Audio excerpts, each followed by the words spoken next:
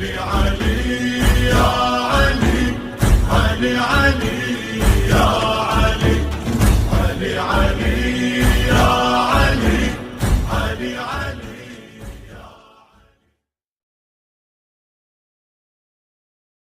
So Bibi Khadija, Rasulullah would say, Allah has not given me like Khadija. She believed in me while others did not.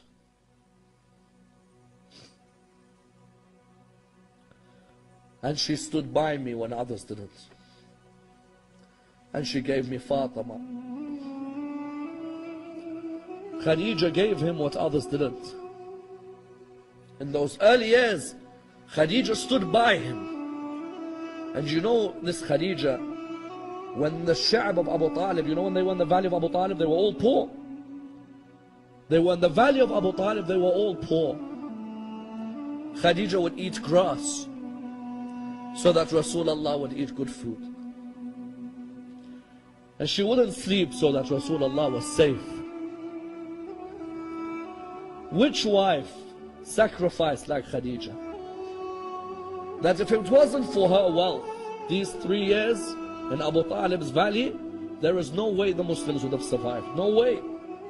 She gave all her wealth, and that's why Rasulullah said, this religion would not have survived were it not for the wealth of Khadija and were it not for the wealth of Khadija and the sword of Ali. These two saved the religion of Islam. And look at the way the Muslims treat their grave today.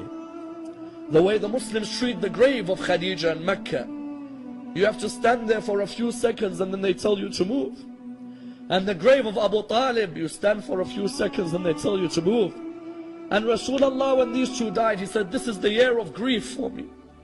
I've lost my backbones, Abu Talib and Khadija. And I say to Sayyidah Khadija, oh Sayyidah Khadija, you were oppressed now and you were oppressed when you died. Someone says, what do you mean you were oppressed when you died? You know Rasulullah, when he came to bury Bibi Khadija, he came, but because they were so poor, the kafan that he had was not long enough to cover her body. The kafan was not long enough. Those of you who've had to bury your mothers or your fathers, didn't you have a kafan long enough to cover the body? Isn't it an honor from Allah? Khadija, the wealthiest woman, had no kafan. He would try to cover the body, there's no kafan. It is sad to see a human die without a kafan, isn't it? No human deserves to die without a kafan on their body. Rasulullah looked up towards the heavens. He said, Ya Allah, I am your prophet. And this is Khadija. I have no kafan long enough. I beg you, Ya Allah, answer my dua. The narrations say at this moment, Jibreel came to Rasulullah with 5 kafans. All of you know where I am heading. All of you take your hearts to where I am heading. He came with 5 kafans. Rasulullah looked at him, he said to him, Jibreel, tell me who is the first kafan for? He said to him, Ya Rasulullah, the first kafan. Ya Rasulullah, the first kafan is for your wife Khadija. He said to him, Jibreel, tell me who the second kafan is for.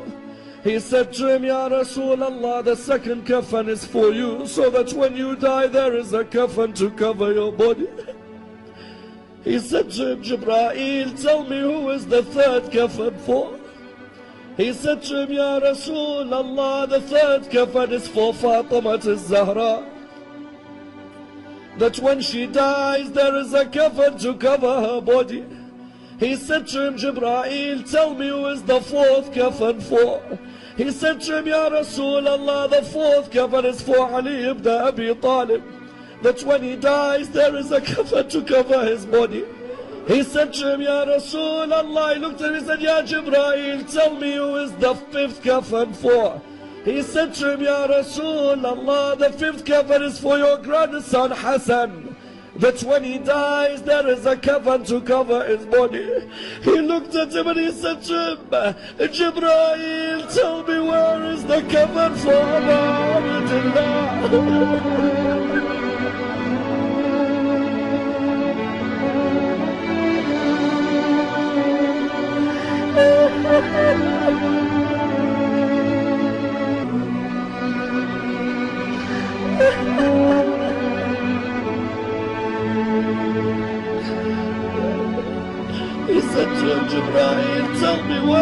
the kafan for Aba Abdullah. He said to him, Ya Rasulullah, Aba Abdullah will die without a kafan on his body. He said to him, Jibreel, why? He said to him, because the horses of Bani Umayyah will trample on the body of Aba Abdullah.